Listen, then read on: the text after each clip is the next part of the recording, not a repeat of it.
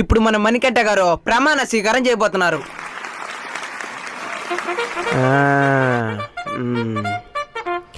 కొంచెం పైకి ఉండాలి.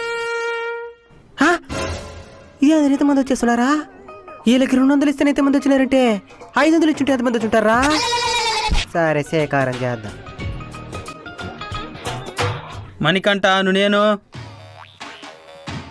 మణికంఠను నాను, శాసనం ద్వారా శ్యామల దారా, ఏం మాట్లాడుతున్నావురా? శాసనం ద్వారా సేమియా శాసనం ద్వారా దారా నిర్మితమైన నెమ్మది అయినా భారత రాజ్యాంగం పట్ల భారత రాజమ్మ పొట్ట ఆమె